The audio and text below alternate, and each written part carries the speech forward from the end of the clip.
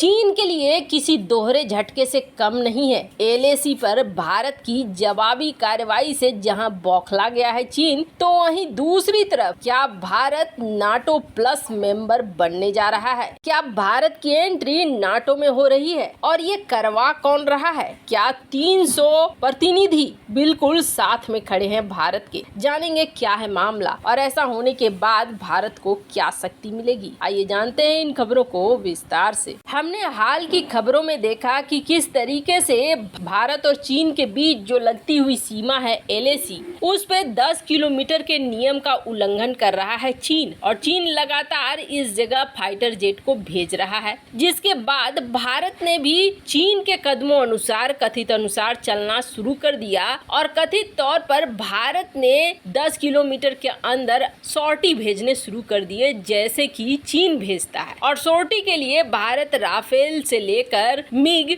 और मिराज विमानों का इस्तेमाल कर रहा है। जैसे ही भारत ने जवाबी कार्रवाई करनी शुरू कर दी है, वैसे ही चीनी मीडिया में आतंक सा मच गया है। चीनी मीडिया में आतंक और खलबली सा मच गया है। चीनी मीडिया इस वक्त रोना रो रही है कि भारत इस तरीके से उकसावे की कार्रवाई कर रहा है, वो भी तब कर रहा है जब हम अगले लेवल के बातचीत के लिए तैयारी कर रहे हैं। और भारत को भी ये जानना होगा, हमने अपने एयर डिफेंस सिस्टम लगा रखे हैं, हमने कई तरह के एयर डिफेंस सिस्टम लगाए हुए हैं, जिससे कि हमें पता चल जाता है कि राफेल है और मिग विमान है या मिराज विमान। यहाँ पर अब इस चीज को लेकर चर्चा हो रही है कि भारतीय आर्मी ने अपने बड़े एयरक्राफ्ट ग्रुप को लद्दाख में भेज दिया है, जिसमें राफेल, सुखोई और मिराज विमान भी है शामिल। हालांकि चीनी मीडिया में ये खलबली मची हुई है। इन्होंने शायद ये सोचा था कि ताइवान वाला हाल होगा।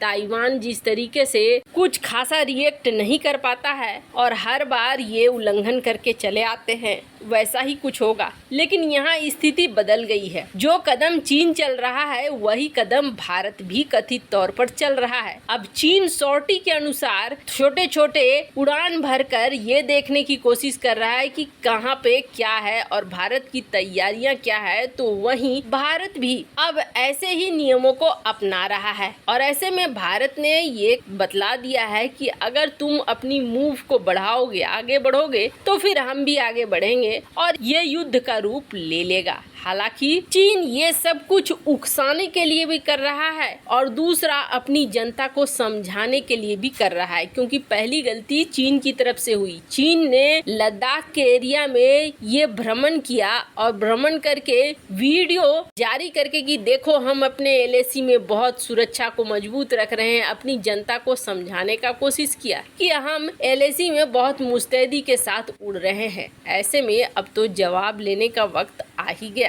खैर, जहां एक तरफ सीमा में ये चीजें चल रही हैं, तो वहीं दूसरी तरफ भारत ने एक और खलबली मचा दी है और इस खलबली की वजह से चीन और भी ज्यादा टेंशन में पड़ गया है। चीन खुश था बहुत सारी चीजों को लेकर। एक तो चीन खुश था कि S-400 भारत ने खरीदा है, अब भारत के ऊपर लगेंगे प्रतिबंध, और इसके लिए तुर्की के साथ गठजोड़ भी काम आ रहा था। तुर्की बार बार प्रेशर देने की कोशिश कर रहा था अमेरिका को, लेकिन अमेरिका में ऐसा है कि वो पहले अपना हित देखते हैं। ऐसा नहीं है कि वो भारत की भलाई देखते हैं, वो अपना हित देखते हैं। और अपना हित देखने की वजह से जब अमेरिकी संसद में ये प्रस्ताव आया कि भारत को काटसा प्रतिबंधों से दूर रखना चाहिए, ऐसा क्यों? क्योंकि अमेरिका को चाहिए डिफेंस समझौते और डिफेंस पार्टनरशिप। अमेरिका समझ गया है कि चीन बहुत बड़ा टेंशन है भविष्य के लिए भी, अमेरिका के लिए। और ऐसे में अगर अमेरिका को हिंद महासागर में चीन को संभालना है, तो भारत जैसा मजबूत देश ही चाहिए, छोटे मोटे देश नहीं चाहिए। एक तो इस इलाके में भारत का प्रभाव बहुत ज्यादा है, वहीं दूसरा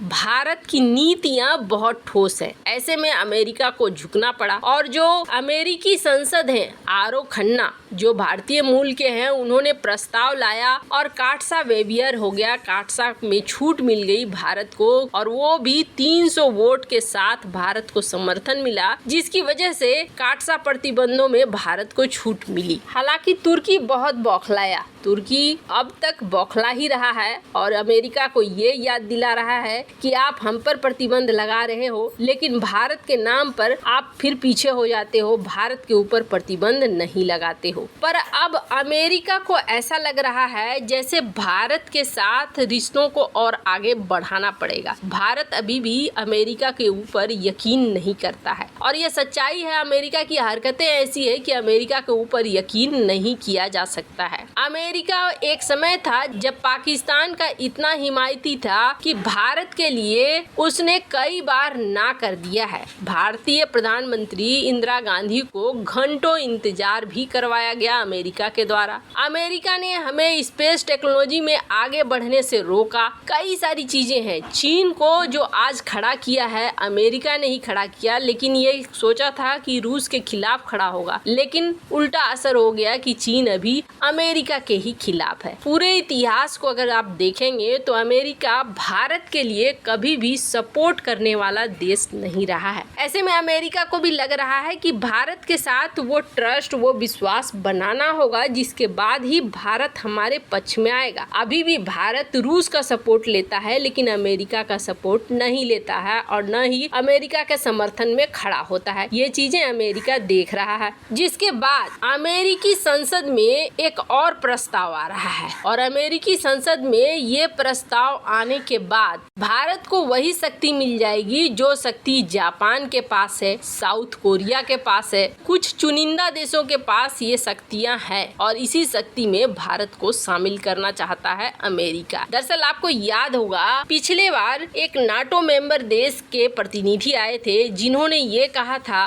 कि हम लोग चाहते हैं भारत नाटो में शामिल हो। भारत नाटो से हमेशा परहेज करता रहा है क्योंकि नाटो मुख्य रूप से रूस के खिलाफ बनाया गया एक संगठन है। ऐसे में भारत नहीं चाहता है कि इस संगठन में शामिल हो, पर नाटो प्लस यानी 30 देशों के अलावे 5-6 ऐसे देश हैं जिसको नाटो प्लस की श्रेणी में रखा जाता है। इसमें संभावित मदद भी मिलती है और दूसरी बड़ी बात यह है कि नाटो प्लस में अगर भारत की एंट्री हो जाती है तो इससे भारत को फायदा ये होगा कि भारत के साथ अमेरिका के डिफेंस समझौते आसान हो जाएंगे।